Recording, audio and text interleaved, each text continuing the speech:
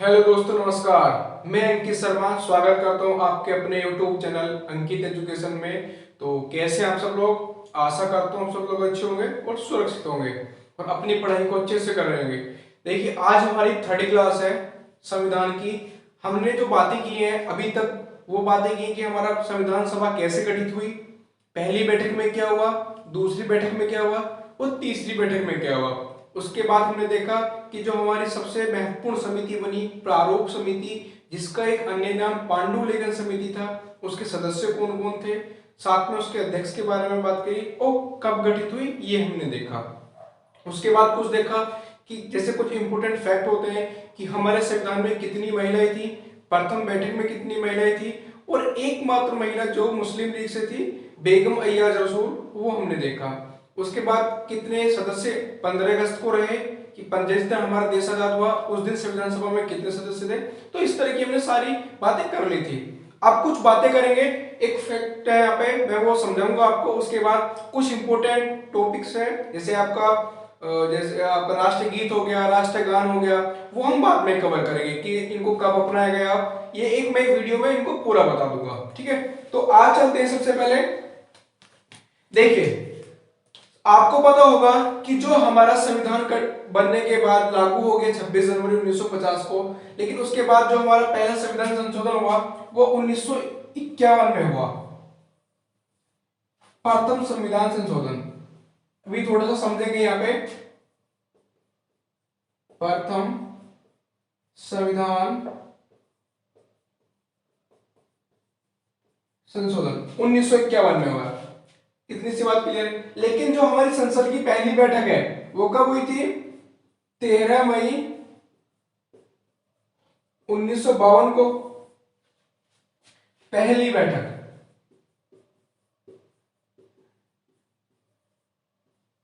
पहली बैठक हुई थी हमारी 13 मई 1952 को, लेकिन जो संविधान संशोधन हुआ पहला वो 1951 में हो गया। ऐसे कैसे हो गया? आपको पता है कि जो हमारा संविधान में संशोधन कर दिया वो संसद करती है, और संसद की तो पहली बैठक हुई थी 1952 में। 1951 में कैसे हो गया? आप देखिए, इसको समझने के लिए एक फैक्ट समझेंगे यहाँ पे। जब हमारी संविधान सभा गठित हुई थी तो उसमें 2 अध्यक्ष बनाए गए थे। कितने मेंबर थे? अच्छा, यहाँ पे कितने मेंबर थे स्टार्टिंग में? 389। 389 मेंबर किसके थे? संविधान सभा के।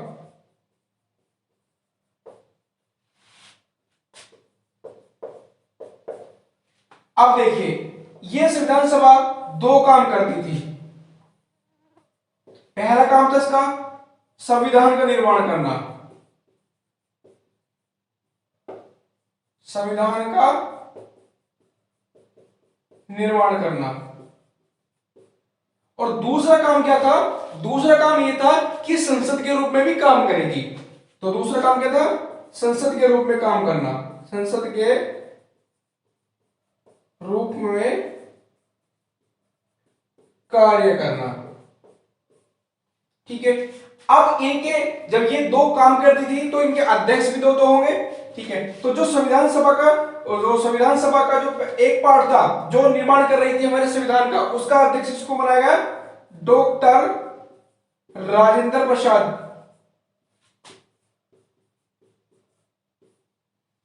और जो हमारे संसद के रूप में काम कर रही थी जीवी मावलंकर, गणेश वासुदेव मावलंकर, जीवी मावलंकर, ये इसके अध्यक्ष थे।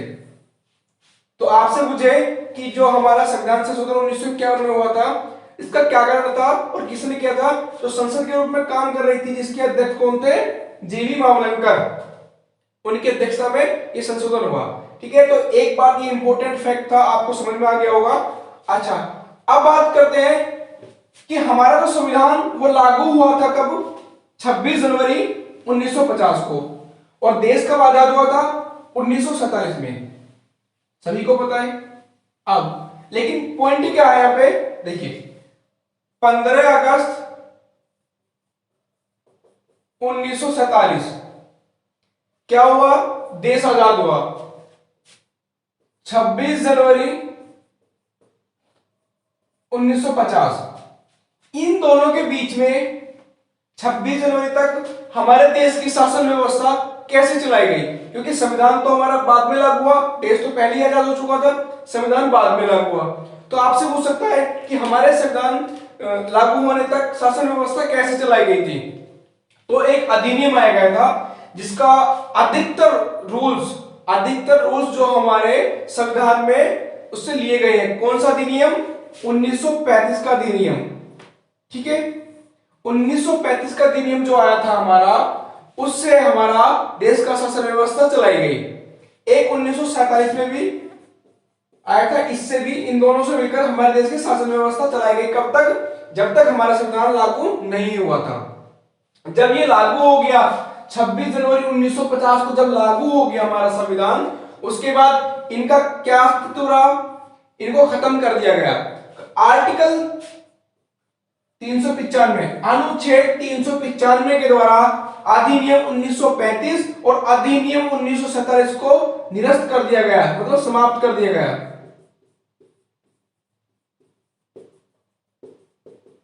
और पूर्णतः संविधान को लागू कर दिया गया।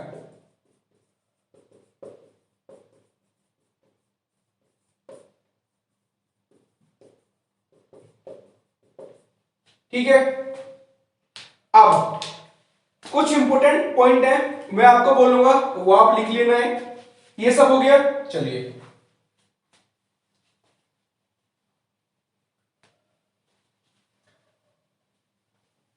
कुछ स्टेटमेंट है वो मैं आपको बोल के बताता हूं, लिखता हूं यहां पे, उनको आप स्टेटमेंट को लिख लीजिएगा।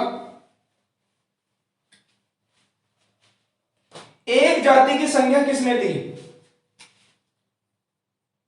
संविधान को, या जो हमारी संविधान सभा गठित हुई थी, उसको एक जाति की संज्ञा किसने दी? एक जाति की संज्ञा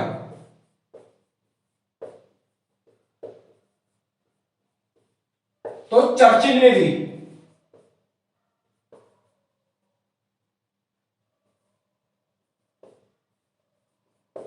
ठीक है, अब दूसरा,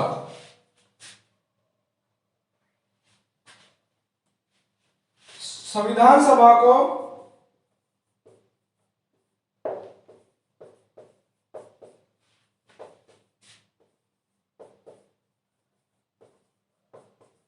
हिंदुओं की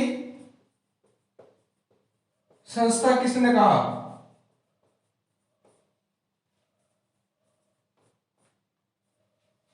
ठीक है, तो लॉर्ड साइमन।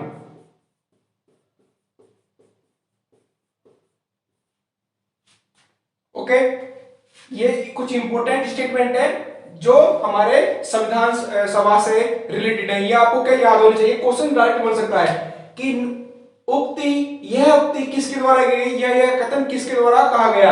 एक जाति की संज्ञा, तो आपसे पूछ सकता है इसमें। तो चर्चिल ने कहा। आपसे पूछ सकता है कि संविधान सभा को एक हिंदुओं की संस्था किसने कहा था? तो लॉर्ड साइमन ने कहा था। तीसरा, दक्ष पायलट की संज्ञा भीमराव अंबेडकर को किसने दी? दक्ष पायलट की संज्ञा डॉक्टर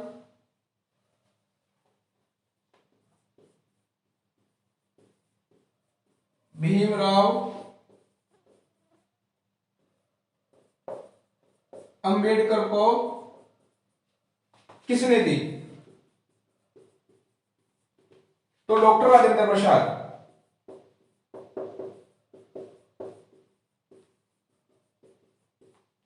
लिख लो इनका आंसर फटाफट, जल्दी से लिखो।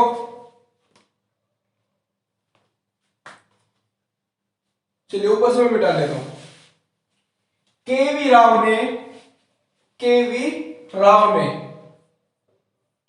राव ने डॉक्टर भीमराव अंबेडकर को संविधान का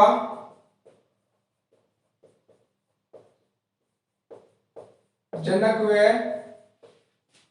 जननी कहा। आपसे मुझे कि किसने भीमराव अंबेडकर जी को संविधान का जनक व जननी कहा? तो किसने? केवी राव ने कहा। अब एक डॉक्टर राजेंद्र प्रसाद जी ने स्टेटमेंट दिया था कि अगर मैंने कोई अच्छा काम किया है तो 29 अगस्त 1947 को भीमराव अंबेडकर जी की अध्यक्षता में प्रारूप समिति का गठन करके किया है। ठीक है, तो ये एक बार मैं फिर से रिपीट करता हूं, आप लोग इसको सुन ले या लिख भी सकते हैं। डॉक्टर राजेंद्र प्रसाद जी ने स्पष्ट शब्दों में यह कहा था कि अगर मैंने संविधान में या इसमें कोई अच्छा कार्य किया है तो केवल वह किया है कि 29 अगस्त 1947 को डॉक्टर भीमराव अंबेडकर जी की अध्यक्षता में प्रारूप समिति का गठन करके किया है। ठीक है, तो ये सारे इंपोर्टेंट पॉइंट थे, ये हो गए। अब कुछ और इंपोर्टेंट पॉइंट है वो आप सुनेंगे और लिखेंगे। देखिए ये आपको कहीं नहीं मिलने वाले। अगर भैया क्लास अच्छी लग रही हो तो बिल्कुल शेयर कर दो जितना हो सकता है। मैं ज्यादा इस पे ध्यान नहीं देता हूं, आपकी वो रिस्पांसिबिलिटी है कि आप उसको करें या ना करें। मेरा काम पढ़ाने का है, मैं पढ़ा के आपको नोट्स बनवा देता हूं। ठीक है, तो आप लोगों का काम क्या पढ़ना है और क्लास को ज्यादा से ज्यादा शेयर करना है। अब देखिए विश्व का सबसे बड़ा लिखित संविधान, विश्व का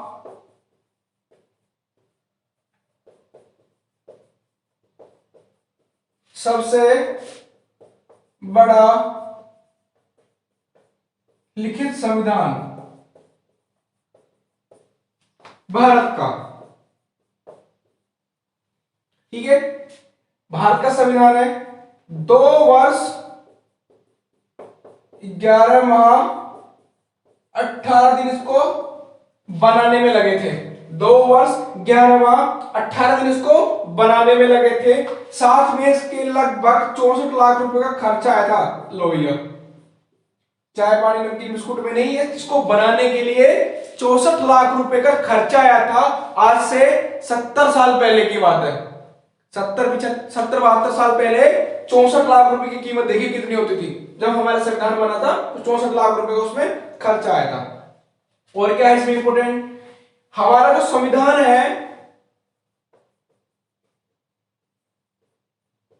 संविधान में एकल नागरिकता,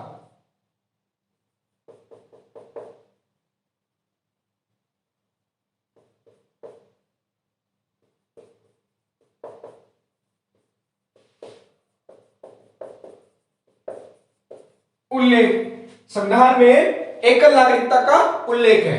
एक पॉइंट और लिखेंगे कि संविधान को जो पावर मिलती है, जो संविधान को पावर है वो कहां से मिलती है। तो जब आप प्रस्तावना पढ़ेंगे भारतीय संविधान की तो उसमें लिखा होता है हम भारत के लोग भारत को संपूर्ण प्रभुत्व संपन्न समाजवादी। तो कहां से, हम भारत के लोग, तो मतलब उसको जो पावर मिलती है संविधान को वो कहां से मिलती है, भारत की जनता के द्वारा। तो भारत की जनता द्वारा संविधान को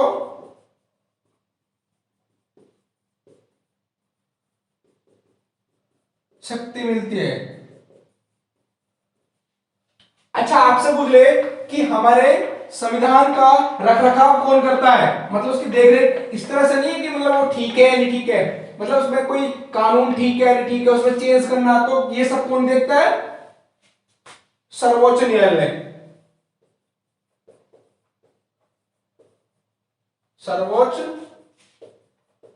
न्यायालय। और लिखेंगे इसमें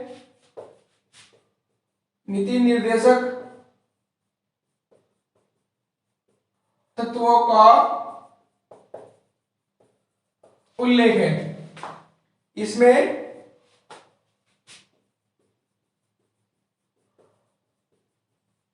मौलिक अधिकारों का उल्लेख है। तो बहुत सारे पॉइंट है इसमें, ये आपको सारे याद रखने हैं। ठीक है, तो ये आपकी यहाँ पे क्लास खत्म होती है। आप जो क्लास लेगी आपकी, देखिए सबसे पहले तो आपको पढ़ाई जाएगी प्रस्तावना।